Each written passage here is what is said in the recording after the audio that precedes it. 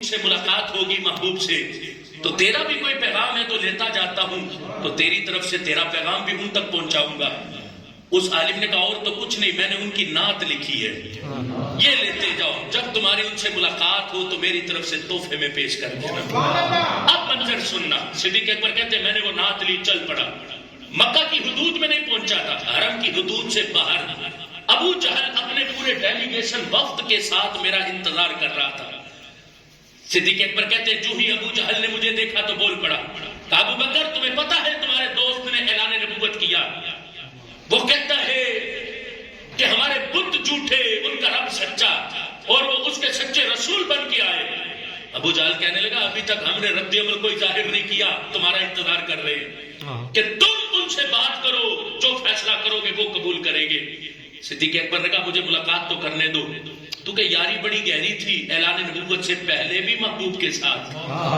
صدیق اکبر نبی علیہ السلام سے ملاقات کے لیے گئے۔ اب بات کیا ہوئی وہاں جا کر، جب نبی علیہ السلام کی بارگاہ میں پہنچے، نبی علیہ السلام سے چونکہ دوستی تھی بڑی گہری، پوچھا کہ کیا آپ نے اعلان نبوت کیا؟ نبی علیہ السلام نے فرمایا ہاں میں نے اعلان نبوت کیا۔ اس دلغابہ میں یہ جملے لکھے، حضرت صدیق اکبر رضی اللہ تعالیٰ عنہ بول پڑے، کہا آپ نے اعلان نبوت کیا تو ماں دلیلو کا، آپ کی نبوت پر دلیل کیا ہے؟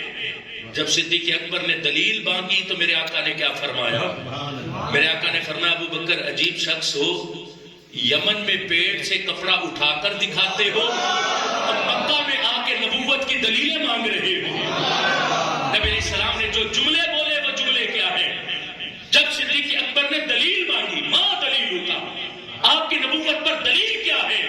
تو نبی علیہ السلام نے فرمایا الشیخ الذی لقیتہ بالیمن، ابو بکر میری نبوت پر دلیل وہ شیخ ہے جس سے تم یمن میں ملاقات کر کے آئے ہو۔ صدیق اکبر نے کہا وَکَمْ مِنْ شَیْءٍ لَقِیتُهُ بِالْیَمَنِ، میں تو کئی عالموں سے ملا، کئی شیوخ سے ملا، آپ کون سے شیخ کی بات کرتے؟ محبوب نے فرمایا افادک الابیات، ابو بکر اس شیخ کی بات کرتا ہوں جس نے میری نعت دے کے تمہیں یہاں پہ بھیجا ہے، سبحان اللہ، اس عالم کی بات کر رہا ہوں۔ اتنا کہنے کی دیر تھی، صدیق اکبر نے کہا مدعا یدک، محبوب ہاتھ آگے کیجئے۔ محبوب نے ہاتھ آگے کیا، صدیق اکبر نے ہاتھ پکڑتے ہی اشہد اللہ الہ الا اللہ واشہد ان محمدن عبدہ ورسولہ، کلمہ پڑھ کے اسلام قبول کر لیا۔ اب جب واپس لوٹے، ابو جہل انتظار پہ تھا کہ ابو بکر فیصلہ کر کے آنے والے۔ جب صدیق اکبر باہر گئے، ابو جہل نے پوچھا کیا فیصلہ کیا؟ صدیق اکبر کہتے ہیں فیصلہ تو اندر کر آئے ہو۔ ابو جہل کہنے لگا فیصلہ کیا کیا ہے ہمیں بھی تو بتائیں۔ صدیق اکبر نے کہا فیصلہ تو کر آیا ہوں، ان کا کلمہ پڑھ کے اسلام قبول کر آیا ہوں۔ ابو جہل نے کہا اتنی جلدی مان گئے، کوئی دلیل تو مانگی ہوتی۔ صدیق اکبر نے کہا دلیل بہت بڑی ہے۔ کہا کیا دلیل ہے ہمیں بھی تو خبر دو۔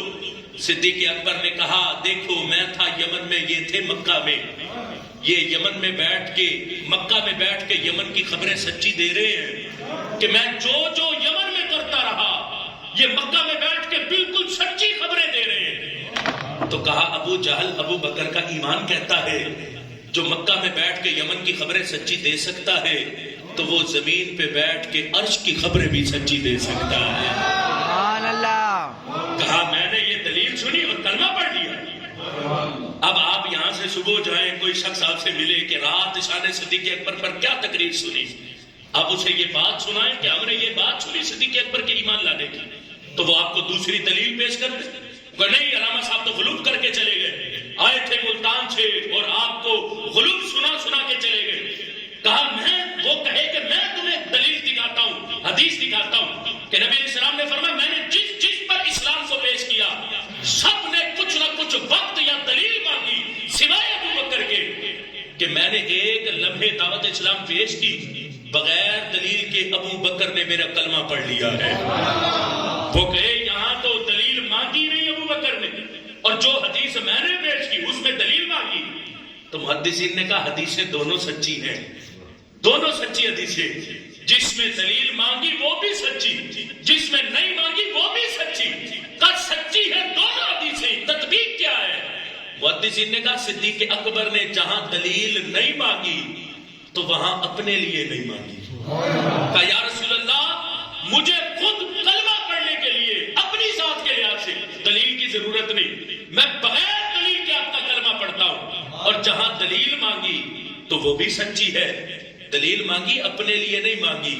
مانگی کس لیے؟ کہ ابو جہل بھی تو باہر کھڑا ہے, اسے بھی تو دلیل بتانی ہے کہ کلمہ کس دلیل پر پڑا. کہ دلیل مانگی ہے تو ابو جہل کے لیے, نہیں مانگی تو اپنے لیے نہیں مانگی. حدیثیں دونوں سچی, اس لیے کوئی دونوں حدیثوں میں کسی حدیث پر بھی اعتراض نہ کرے.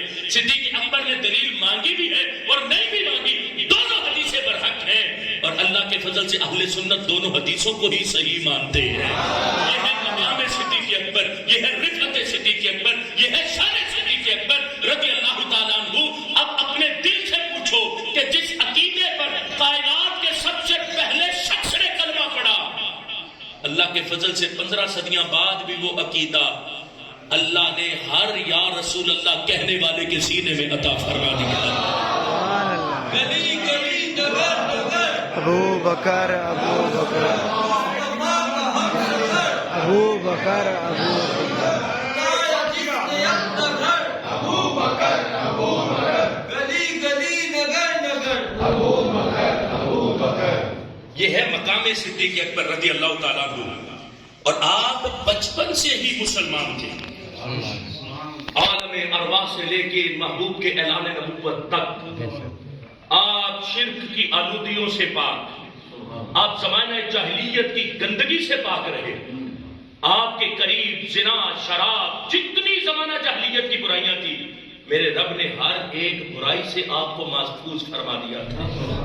آپ نے کبھی شرک نہیں کیا, آپ نے کبھی بت پرستی نہیں کی, بلکہ بتوں کا جب کہا جاتا کہ یہ ہے خدا, صدیق اکبر پکڑتے بت کو, اسے گردن سے پکڑ کے کہتے کہ میں بھوکا ہوں مجھے کھانا کھلا, میں پیاسا ہوں مجھے پانی پلا, میرے پاس کپڑے نہیں مجھے کپڑے دلا. جب وہ کچھ نہ بولتا تو کہا کم از کم اپنے آپ کو تو مجھ سے بچا لے.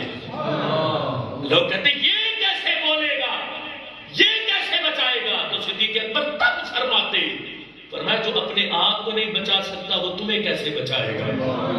یہ اعلان نبوت سے پہلے کی باتیں, اتنی پختگی عقیدہ توحید پر اعلان نبوت سے پہلے حضرت سیدنا صدیق اکبر رضی اللہ تعالیٰ عنہ کے سینے میں رب ذوالجلال نے عطا فرمائی تھی.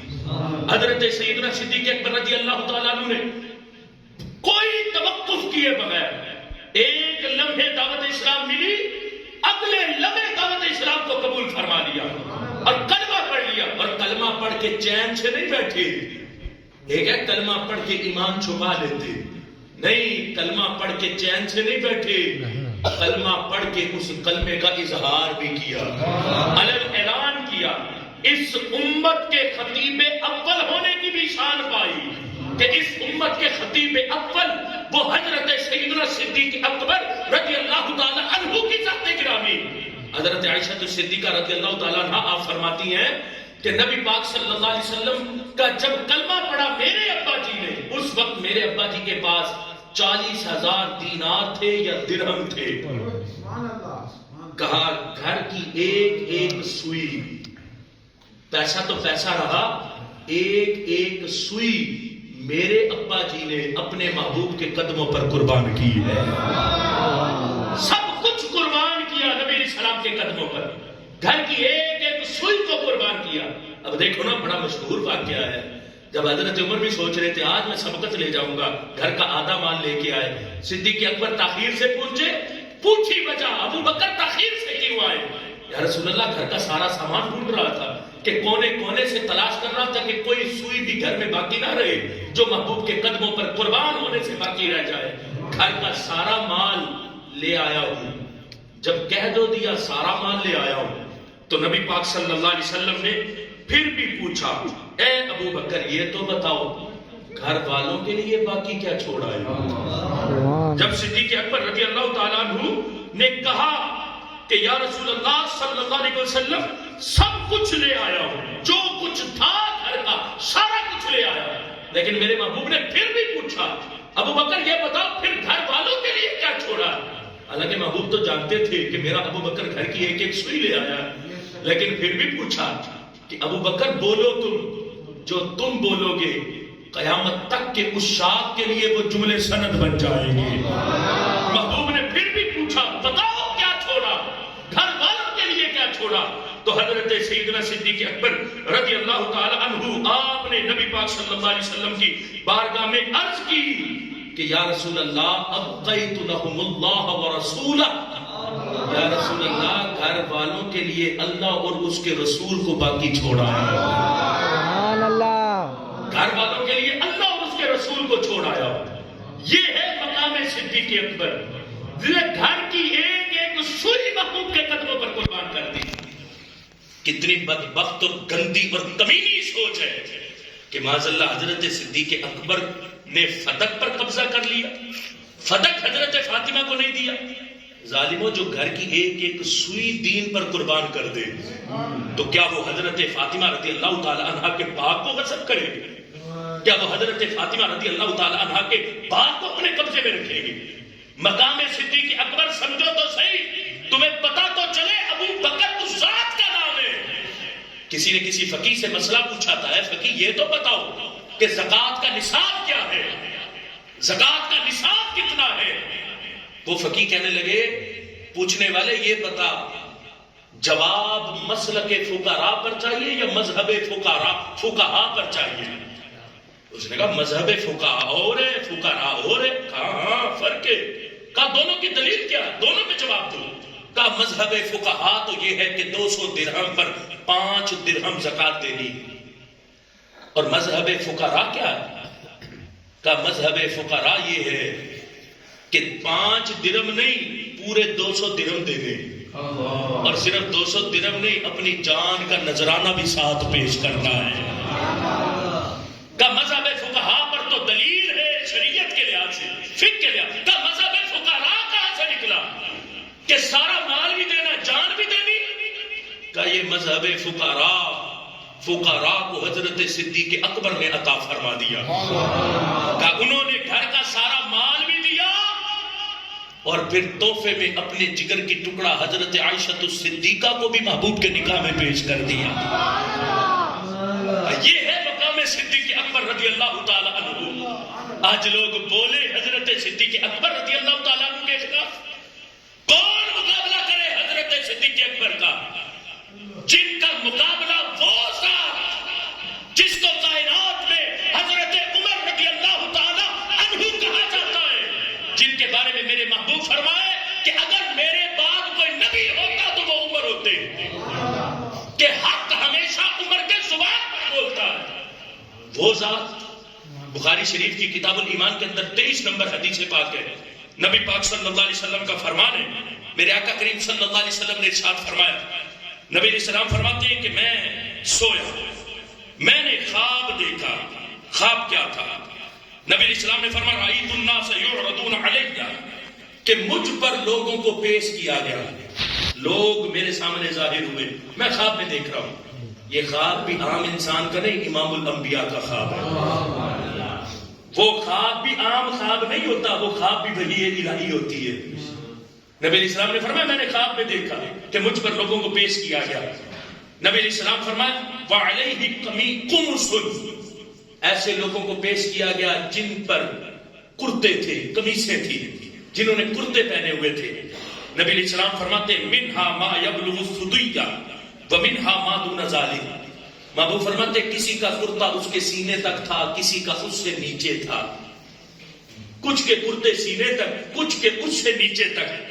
فرمایا وعرض علی عمر بن الخطاب رضی اللہ تعالیٰ عنہ، محبوب فرماتے ابھی کچھ ایسے لوگ آئے تھے جن کے کرتے کچھ کے سینے تک، کچھ کے اس سے نیچے تک، کہ ان کے بعد حضرت عمر کو میں نے دیکھا خواب میں، ان پر بھی کرتا تھا، ان پر بھی قمیص تھی۔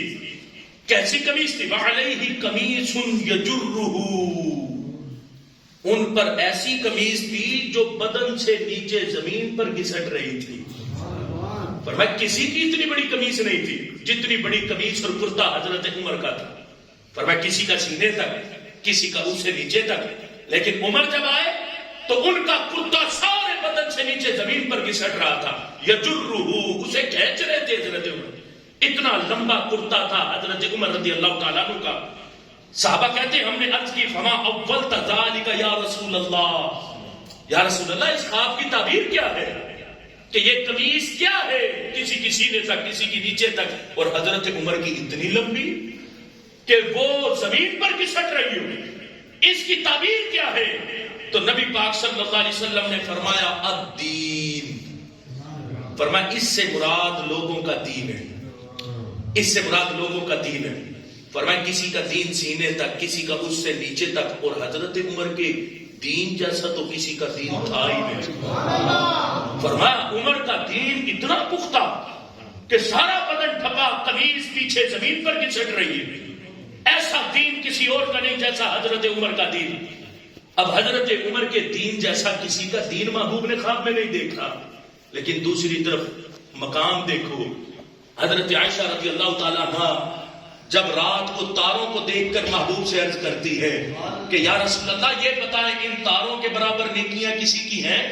حضرت عائشہ سوچ رہی تھی میرے ابا جی کا نام آئے گا، نبی علیہ السلام نے فرمایا ہاں عائشہ، حضرت عمر کی نیکیاں ہیں، میرے عمر کی نیکیاں ان تاروں کی نیکیوں جتنی۔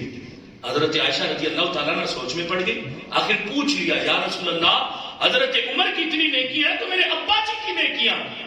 نبی علیہ السلام نے فرمایا عائشہ تیرے باپ کی ایک غار والی نیکی حضرت عمر کی ساری زندگی کی نیکیوں سے بھی افضل ہے۔ سبحان اللہ۔ اب سوچو نا، جن کی قمیص اتنی لمبی اور جتنے بھی حضرت عمر رضی اللہ تعالی عنہ کی نیکیاں ہوں، ساری زندگی کی نیکیاں حضرت عمر کی، حضرت صدیق اکبر کی ایک نیکی کا مقابلہ نہیں کر سکتی۔ وہ نیکی کون سی؟ وہ غار والی نیکی جو حضرت صدیق اکبر رضی اللہ تعالی عنہ کو غار میں رب ذوالجلال نے نصیب فرمائی۔ اور پھر اتنی لمبی قمیص والے حضرت عمر، آپ فرماتے ہیں کہ کاش میں حضرت صدیق اکبر کے سینے کا ایک بال ہوتا۔ سبحان اللہ۔ وہ اتنی لمبی قمیص والے حضرت عمر، وہ فرمائیں کہ کاش میں ابو بکر صدیق کے سینے کا ایک بال ہوتا۔ جن کے سینے کا ایک بال بننے کے لیے عمر بھی خواہش کرے تو سوچو اس صدیق اکبر کے دین کا مقام کیا ہوگا۔ سبحان اللہ۔ اس حضرت صدیق اکبر کو رب ذوالجلال نے کتنا پختہ دین عطا فرمایا ہوگا۔ محبوب کے رازدان نبی پاک صلی اللہ علیہ وسلم ہر بات میں حضرت صدیق اکبر سے مشورہ فرماتے، ہر راز کی بات اپنے صدیق اکبر سے فرماتے، ہر راز کی بات۔ اس کی ہزارہ مثالیں موجود ہیں کہ نبی علیہ السلام کے رازدان ہیں حضرت صدیق اکبر رضی اللہ تعالیٰ عنہ، محبوب مشورہ بھی ہر بات کا صدیق اکبر سے فرماتے تھے۔ اب دیکھو نا کس انداز سے وہ جب حضرت عمر رضی اللہ تعالیٰ عنہ چلے تھے، ریاض الصالحین کے اندر بھی حدیث پاک ہے، دیگر کتب کے اندر بھی حدیث پاک، بڑی مشہور حدیث پاک، کہ جب حضرت عمر رضی اللہ تعالیٰ عنہ نے کہا تھا حضرت عثمان سے کہ اے عثمان میری بیٹی حضرت حفصہ کا نکاح میں تم سے کرنا چاہتا ہوں تو تم قبول کرتے؟ حضرت عثمان نے کہا میں کچھ دن سوچ لوں پھر جواب دوں گا۔ کچھ دن حضرت عثمان نے سوچا پھر انکار کر دیا، کہا اے عمر میں ابھی نکاح نہیں کرنا چاہتا، میں انکار کرتا ہوں۔ وہاں سے انکار ہوا، حضرت عمر وہی رشتہ پیغام نکاح لے کر حضرت صدیق اکبر کے پاس پہنچے، کہا اے ابو بکر میں اپنی بیٹی حفصہ کا نکاح تم سے کرنا چاہتا ہوں۔ صدیق اکبر نے نہ اقرار کیا نہ انکار کیا، خاموشی اختیار کی۔ لیکن دیکھنا محبت کیسی صحابہ کے درمیان، خاموشی اختیار فرمائی۔ حضرت عمر سوچ پہ پڑ گئے، حضرت عمر کہنے لگے اتنا عثمان کے انکار نے دکھ نہیں دیا جتنا صدیق اکبر کی خاموشی نے دکھ دیا۔ چلو اقرار کرتے تو کرتے، اقرار نہ کرتے تو انکار تو کر دیتے، لیکن یہ تو خاموش ہو گئے، انہوں نے تو کوئی جواب ہی نہیں دیا۔ کچھ دن گزرے تھے کہ حضرت حفصہ کے لیے نبی علیہ السلام نے پیغام نکاح بھیجا۔ حضرت حفصہ رضی اللہ تعالی عنہا کا نکاح نبی پاک صلی اللہ علیہ وسلم سے ہو گیا۔ جب نبی علیہ السلام سے حضرت حفصہ کا نکاح ہوا، اب دونوں یار ملے، ابو بکر و عمر ملے، دل میں گلے شکوے باقی نہیں رکھے۔ ہمارے یہاں تو رنجشیں قبر تک ساتھ جاتی ہے نا، دل میں رنجش باقی نہیں رکھی۔ جب ملے تو صدیق اکبر بول پڑے، کہا عمر دکھ تو بڑا ہوا ہوگا میری خاموشی پر۔ حضرت عمر بھی بول پڑے، کہا ہاں ابو بکر، عثمان کے انکار نے اتنا دکھ نہیں دیا جتنا آپ کی خاموشی نے دکھ دیا۔ اب حضرت صدیق اکبر بولے، کہا عمر میں نے اقرار انکار کیوں نہیں کیا؟ اس لیے نہیں کیا کہ کہ محبوب نے مجھ سے مشورہ فرمایا تھا حضرت حفصہ کے ساتھ نکاح کرنے کا. سبحان اللہ. میں پاس بات تھا محبوب کا، میں اس لیے نہ اقرار کیا نہ انکار کیا کہ اگر انکار کر دیتا تو رستہ باقی نہ بچتا، اگر اقرار کرتا تو محبوب نے پہلے سے مجھ سے مشورہ کیا تھا تو میں کیسے اقرار کرتا. اگر محبوب انکار کرتے تو پھر میں حضرت حفصہ سے نکاح کر لیتا، لیکن چونکہ پہلے محبوب نے میرے ساتھ مشورہ کیا تھا حضرت حفصہ کے ساتھ نکاح کرنے کا، اس لیے میں محبوب کے راز کو فاش نہیں کرنا چاہتا تھا، اس لیے میں نے نہ اقرار کیا نہ انکار کیا. یہ ہے حضرت صدیق اکبر کی ذات گرامی، یہ ہے مقام حضرت سیدنا صدیق اکبر رضی اللہ تعالیٰ عنہ. کن کن باتوں کو ذکر کرے حضرت صدیق اکبر رضی اللہ تعالیٰ عنہ کے، آپ کے احسانات کو ذکر کرے. کتنے احسان ہیں ابو بکر کے اس امت پر. اس امت پر تو گزار ہے، محبوب خود فرماتے ہیں، فرمایا جس جس نے مجھ پر احسان کیا میں نے سب کے بدلے دے دیے سوائے ابو بکر کے. فرمایا ابو بکر کے احسان ہی اتنے تھے کہ ان کے بدلے کل قیامت کے دن رب ابو بکر کو عطا فرمائے. لیکن محبوب نے قیامت تک کے لیے اللہ اکبر. یا رسول اللہ. حق چار یار. یا علی.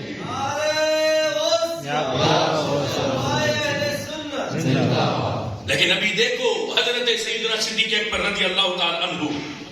میں تھوڑی سی وضاحت اس آیت کی بھی کرنا چاہتا ہوں جو میں نے خطبے میں پڑھی. الا تنصروه فقد نصره الله اذ اخرجه الذين كفروا. اس ترجمے پر بھی بڑے بڑے پھسلے، بڑے بڑے گرے. اس مقام کے ترجمے پر بھی میں صرف اس کی مثالیں پیش کر رہا ہوں، کسی کو شک ہو تو گھر جا کے ترجمے کھول کے دیکھ لیں. فتح محمد خان جلندری نے اذ اخرجہ الذین کفروا کا ترجمہ کیا. وہ وقت تم کو یاد ہوگا جب ان کو کافروں نے گھروں سے نکال دیا. یاد غور رکھنا، جب ان کو کافروں نے گھروں سے نکال دیا. کن کو؟ نبی علیہ السلام کو اور صدیق اکبر اور جنہوں نے ہجرت کی ان کو. جب ان کو کافروں نے گھروں سے نکال دیا. شاہ رفیع الدین دہلوی نے ترجمہ کیا کہ جس وقت نکال دیا تھا اس کو ان لوگوں نے کہ کافر ہوئے. کس نے نکالا تھا؟ کافروں نے. ابو الاعلی مودودی ترجمہ کرتا، کہتا اللہ اس کی مدد اس وقت کر چکا ہے جب کافروں نے اسے نکال دیا تھا. یہ مودودی نے ترجمہ کیا. اشرف علی تھانوی ترجمہ کرتا ہے جبکہ آپ کو کافروں نے جلا وطن کر دیا تھا. کس نے؟ کافروں نے. کافروں نے ان کو جلا وطن کر دیا تھا. سب نے یہی ترجمہ کیا کہ کافروں نے نکالا تھا، کافروں نے نکالا. نبی علیہ السلام کو کافروں نے نکالا مکہ شریف سے مدینہ شریف کی طرف. جب اس مقام پر اعلیٰ حضرت مجدد دین و ملت نے ترجمہ کیا، ایسے نہیں ہم کہتے کہ یہ کنز الایمان ہے، ایمان کا خزانہ ہے، ایمان بچانا ہے تو اعلیٰ حضرت کا ترجمہ پڑھو. اعلیٰ حضرت فرماتے کافر کی کیا جرت ہے کہ میرے نبی کو مکہ سے نکالے. سبحان اللہ. کیا نبی کی یہ شان ہے کہ کافر کے کہنے پر مکہ چھوڑ دے؟ کیا نبوت کا یہ مقام؟ بندہ خود سوچ لے. اتنے بے عقل ہے، مت ماری گئی. اگر دل میں اس کے رسالت ہوتا تو اس مقام پر بھی ہوش سے ترجمہ کرتے. بھلا یہ نبوت کی کم شان ہے کہ کسی کافر کے کہنے پر وہ مکہ چھوڑ دے؟ وہ تو وحی الہی تھا، وہ تو میرے رب کا حکم تھا کہ اے محبوب آپ ہجرت کرو، اب مکہ چھوڑ کے مدینے جانا. تو اعلیٰ حضرت نے ترجمہ کیا کیا؟ اعلیٰ حضرت نے فرمایا جب کافروں کی شرارت سے انہیں باہر تشریف لے جانا ہوا. سبحان اللہ. جب کافروں کی شرارت سے، شرارت کافروں نے کی، حکم رب نے دیا کہ محبوب یہ اب شرارتیں بہت کرتے، دین کا پیغام آگے پہنچانا ہے، لہذا آپ مکہ چھوڑے اور مدینہ شریف چلے. مدینہ شریف پہنچے. یہ ہے وہ سفر جو کائنات کا منفرد سفر ہے، جس سفر کی سعادت پوری کائنات میں اللہ نے صرف حضرت صدیق اکبر کو ہی عطا فرمائی. صدیق اکبر کے علاوہ کسی اور کو اس سفر کی سعادت نصیب نہیں ہوئی. یہ ہے وہ سفر کائنات کا منفرد جس میں حضرت سیدنا صدیق اکبر رضی اللہ تعالیٰ عنہ ساتھ چلے. اس مقام پر میں نہیں کہتا، اعتراض کیا روافض نے. لکھا کس نے؟ تفسیر کبیر کے اندر امام رازی نے لکھا. امام رازی رحمت اللہ تعالیٰ علیہ نے تفسیر کبیر کے اندر اس اعتراض کو لکھا، اس کا جواب بھی لکھا. اعتراض کیا کیا؟ روافض کہتے ہیں کہ نبی پاک صلی اللہ علیہ وسلم خود لے کر گئے صدیق اکبر کو کہ پیچھے چھوڑ کر جاؤں گا تو یہ کافروں کو میرے بارے میں خبر دے دیں گے کہ معاذ اللہ میں کدھر سے جا رہا ہوں، کہاں ہوں میں اس وقت. تو یہ خبر دے دیں گے تو کافر وہاں پہنچ کے نبی علیہ السلام کو اذیت دیں گے. کہا اس لیے صدیق اکبر کو نبی علیہ السلام نے اپنے ساتھ لے لیا. معاذ اللہ، یہ ہے بدبختی روافض کی. تو امام راضی رحمت اللہ علیہ کہتے ہیں راضی کچھ تو ہوش کر، تیرے اندر تو تعصب وارد ہے، تو کتنا متعصب ہے صدیق اکبر کے بارے میں. کہا یہ تو بتا کہ غار میں محبوب کو اور صدیق اکبر کو کھانا کون پہنچاتا تھا؟ سبحان اللہ. غار میں کھانا حضرت صدیق اکبر کی صاحبزادی حضرت اسماء رضی اللہ تعالی عنہا پہنچایا کرتی تھی. حضرت اسماء اولین صحابہ میں صرف 17 لوگ مسلمان ہوئے تھے کہ 18واں نمبر حضرت اسماء کا تھا. سبحان اللہ. آپ کی صاحبزادی حضرت اسماء رضی اللہ تعالی عنہا. امام راضی کہتے ہیں راضی یہ تو بتا غار کے منہ پر غار سے آگے سفر کے لیے سواری کا انتظام کس نے کیا تھا؟ وہ حضرت صدیق اکبر رضی اللہ تعالیٰ عنہ کے صاحبزادے تھے جنہوں نے سواریاں وہاں تک پہنچائی تھی اور آگے پھر وہ سفر شروع ہوا تھا. کہ اگر نبی علیہ السلام کے اس یار نے محبوب کو اذیت پہنچانی ہوتی تو اپنے بچوں سے کہہ دیتے کہ جاؤ جا کے کافروں کو خبر دے دو کہ ہم اس غار میں چھپے ہوئے. کہا تمہیں ہوش نہیں؟ جب غار کے منہ پر دشمن پہنچے تھے تو غم صدیق اکبر کے دل میں آیا تھا. کہا غم ابو بکر کو ہوا، وہ غم کتنا اچھا تھا کہ جس غم پر تسلی رب ذوالجلال عطا فرما رہا تھا. سبحان اللہ. وہ غم کتنا اچھا تھا سیدنا صدیق اکبر رضی اللہ تعالیٰ عنہ کا. اب دیکھو نا، صوفیاء کہتے ہیں کہ جو بندہ نبی علیہ السلام سے پیار کرنا چاہتا ہے اسے چاہیے پہلے اپنے دل کو صدیق اکبر کی محبت کے ساتھ پاک کرے.